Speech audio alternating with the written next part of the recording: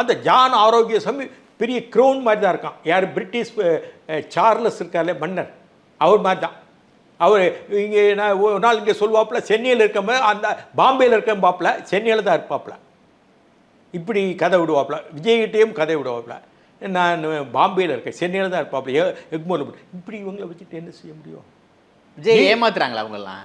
தெரியலை, அது நான் சொல்லக்கூடாது, குற்றச்சாட்டு. நான் நாகரிகமாக சொல்லணும், நான் ஏன் தகுதிக்கு அதெல்லாம் சொல்ல. அவள் விஜய் அதை புரிஞ்சுக்கிடணும். எம்ஜிஆர் புரிஞ்சுக்கிடுவார். எம்ஜிஆருக்கு அரசியல் சமீட்சைகள் தெரியும். ஒருவேளை முஸ்லிப்பித்தனை அவருக்கு மன்ற தலைவரை பொதுச் செயலாளராக்குனாரா? முஸ்லிப்பித்தன் தானே மன்ற தலைவரே.